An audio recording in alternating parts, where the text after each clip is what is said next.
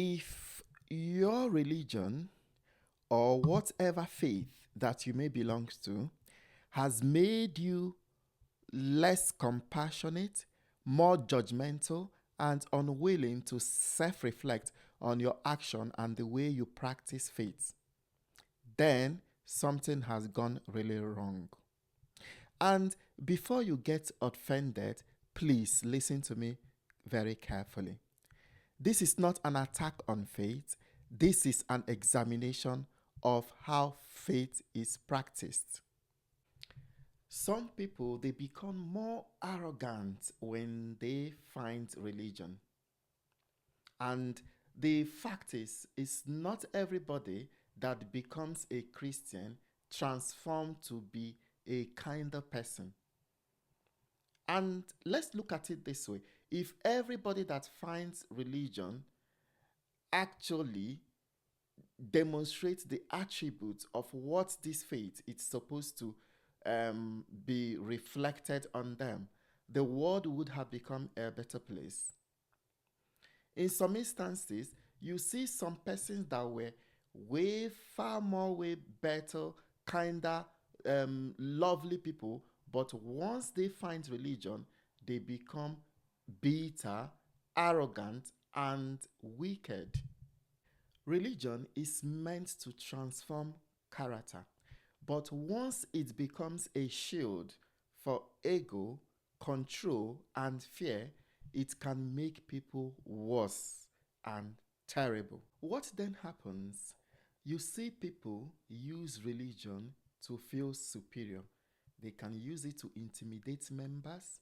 They commit a lot of atrocities under the guise of being the pastor of the church.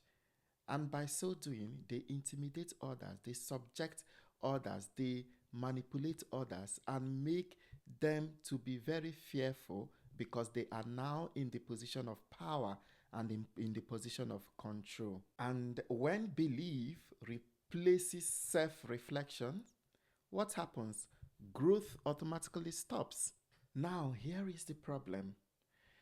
Some Christians, because they belong to some denomination, and they feel that every other denomination that do not behave or act the way that they act or dress the way that they dress, they silently condemn those religions, condemn those followers of this religion, and they are so pompous and arrogant, thinking they are doing the work of the Lord.